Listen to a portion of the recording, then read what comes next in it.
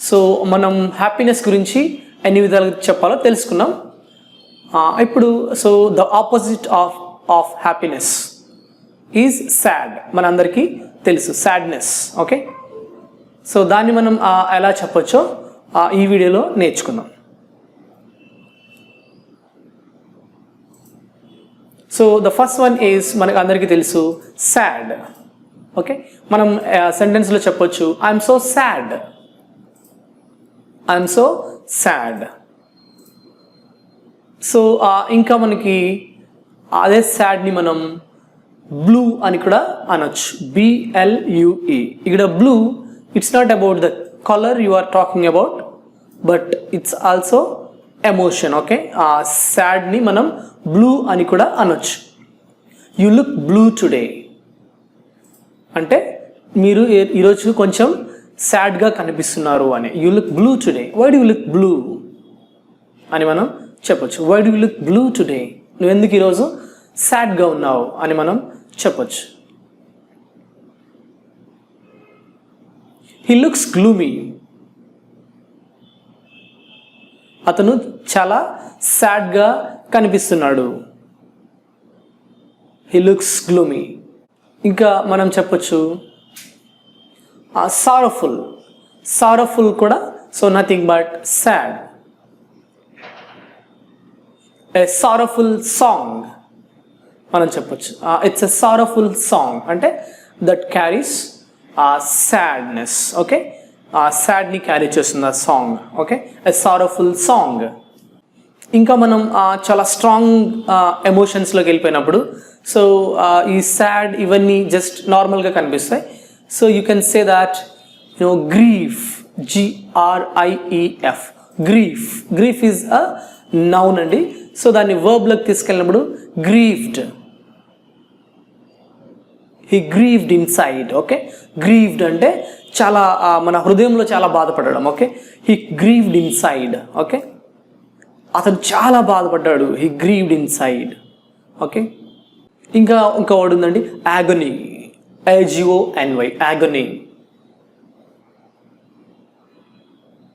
The agony of his life అంటే అతని life యొక్క బాధ అని మనం చెప్పొచ్చు. దాన్ని మనం వర్బ్లో కూడా ఎలా చెప్పొచ్చు అంటే సో హీ agonized, అతను చాలా హృదయంలో బాధపడ్డాడు, హీ agonized అని మనం చెప్పొచ్చు. ఇంకా మనం చెప్పొచ్చు మెలంకోలీ. Okay, melancholy song. ఆ సాంగ్ అనేది ఒక సారోఫుల్ సాంగ్, మెలంకోలీ సాంగ్. ఇంకా మనం చెప్పొచ్చు plaintive song. So melancholy, plaintive. So ఇలా మనం ఆ వెకాబులరీ కొంచెం high range vocabulary. Melancholic song, a plaintive song. A plaintive song made us cry. A plaintive song made us cry అని మనం సెంటెన్స్లో చెప్పొచ్చు. సో ఇంకా మనం చెప్పొచ్చు మౌన్, MOURN, మౌనింగ్ అంటారు. సో ఇది మౌనింగ్ ఎస్పెషల్లీ సో మనం చనిపోయిన వాళ్ళ కోసం ఎక్కువ బాధపడడం గురించి కూడా ఇది మనం చెప్పొచ్చు. మౌనింగ్ అటైర్ ఉంటుంది కదా, మౌనింగ్ అటైర్ ఎస్పెషల్లీ ఫారిన్ కంట్రీస్లో ఒక చనిపోయిన వాళ్ళ కోసం వాళ్ళు వెళ్ళేటప్పుడు ఒక డిఫరెంట్ అటైర్ ధరిస్తారు, బ్లాక్ ధరిస్తారు. That is mourning attire. అంటే అది చూడంగానే మనకి ఏమని తెలుస్తుంది అంటే okay they are in mourning, అంటే they are mourning something. Okay, for example okay when Abraham Lincoln died, the city mourned for him wearing black clothes. So the people mourned for Abraham Lincoln's death అని మనం చెప్పొచ్చు. The people mourned for Abraham Lincoln's death. ఇంకా మనం చెప్పొచ్చు lament, LEMENT, lament కూడా ఏంటంటే కంటిన్యూస్గా ఒక 1 month 3 months అంటే ఇంకా అలానే చనిపోయిన వాళ్ళ కోసం అదేవిధంగా బాధపడుతూ ఉండడం. They lamented for the death of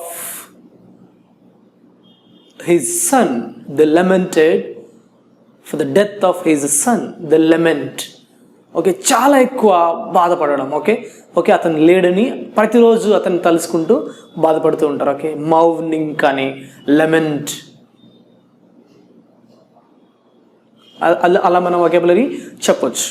so ఇవన్నీ మనం ఈ మౌనింగ్, లెమెంట్ అనేవి మనం సాడ్లోకి సారఫుల్లోకి మిక్స్ చేయొద్దు. ఎందుకంటే సో మన ఎమోషన్ ఒక డిగ్రీని బట్టి మనం వర్డ్స్ని యూజ్ చేయాలి. If it is really mournful situation, you have to మౌన్. If you are simply sad, you says just sad, that's it. మనం జస్ట్ సింపుల్ అయితే సాడ్ అని చెప్పేసేయచ్చు. లేదంటే అది చాలా చనిపోయిన వాళ్ళు కొన్ని తలుచుకోవడం, అవి మౌన్ అని మనం చెప్పాలి. నెక్స్ట్ బిట్టర్ అన్న కూడా సాడ్లోకే వస్తుంది. ఇట్స్ అ బిట్టర్ ఎక్స్పీరియన్స్ అంటే చాలా సాడ్ ఎక్స్పీరియన్స్, చాలా బాధాకరమైన అనుభవం. He cried bitterly, it's a bitter experience అంటే చాలా సాడ్ ఎక్స్పీరియన్స్ అని. ఇంకా చెప్పొచ్చు distress, dismayed.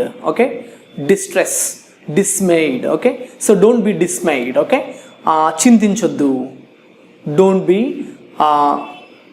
Dismayed. Okay, don't be depressed అని కూడా మనం అనొచ్చు. Don't be depressed. Okay, depress అవ్వద్దు అంటే బాధపడొద్దు. Don't be depressed, don't be depressed. Don't be dismayed, కలవరం చెందొద్దు. డోంట్ బి డిస్ట్రెస్డ్, ఇవి బాగా గమనించండి. డిప్రెస్డ్, డిస్మేడ్ అండ్ డిస్ట్రెస్డ్, ఇది ఇలా కూడా మనం చెప్పొచ్చు. ఇంకా don't be panic, don't be panic. So panic కూడా కలవర చెందొద్దు. ఓకే, ఎక్కువ ప్యానిక్ అయిపోవద్దు. Don't be panic. సో ఇంకా చెప్పొచ్చు డోల్ఫుల్, డోల్ఫుల్. ఓకే అని కూడా మనం చెప్పొచ్చు.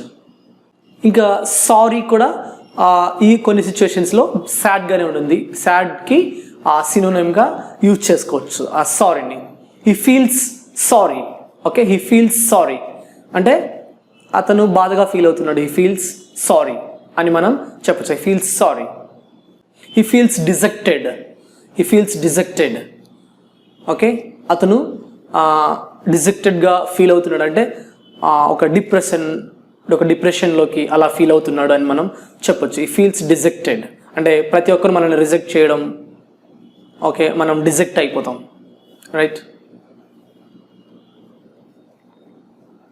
ఇంకా చెప్పొచ్చు హీ ఫీల్స్ లో, హీ ఫీల్స్ లో. ఓకే, బాధపడుతున్నాడు.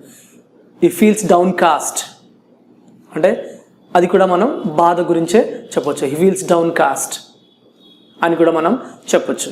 సో ఇలా మనం సాడ్నెస్ గురించి ఇన్ని వెకాబులరీ యూజ్ చేసి చెప్పొచ్చు.